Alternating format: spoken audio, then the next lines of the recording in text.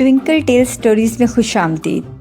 बच्चों, आज की कहानी है एक चालाक खरगोश और भूखा भेड़िया।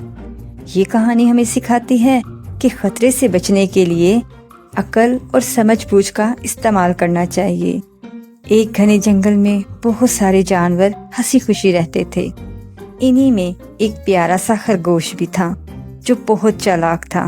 एक दिन एक भूखा भेड़िया जंगल में आया और वो खरगोश को देखकर इसका जी ललचाया।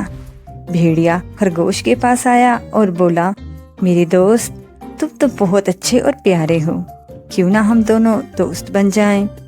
खरगोश को फौरन समझ आ गया कि भेड़िया इसे चालाकी कर रहा है और असल में वो इसे खाना चाहता है।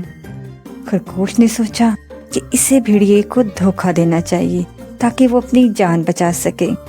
इसने मुस्कुराकर भेड़िए की तरफ देखा और कहा, भेड़िए भाई, मैं तो दोस्त बनने के लिए तैयार हूँ, क्यों ना हम पहले एक खेल खेलें।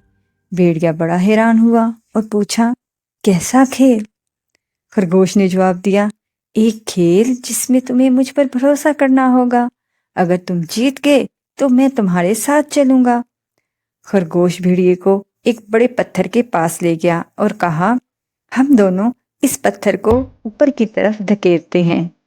अगर तुम इसे नीचे रोक सके तो तुम जीत जाओगे। भेड़िया खुश हो गया और सोचा कि ये तो बहुत आसान काम है। खरगोश और भेड़िए ने पत्थर को धकेलना शुरू किया और जैसे ही पत्थर ऊपर चढ़ा, खरगोश चुपके से पीछे हट गया और कहा, अब मैं नीचे जाता हूँ, तुम इसे ऊपर रोक के रखो। भेड़िया पूरा जोर लगाता रहा, लेकिन पत्थर तो भारी था। जल्दी वो काबू ना रख सका। पत्थर इस पर लड़खड़ाने लगा। भेड़िया बहुत मुश्किल से अपने आप को बचाया और जब इसने चारों तरफ देखा तो वहां खरगोश कहीं नहीं था। भेड़िए गुस्से से दौड़ा, लेकिन खरगोश दूर जा चुका था। खरगोश ने अपनी समझ बूझ से अपनी जान बचा ली और जंगल में खुशी खुशी वापस चला गया।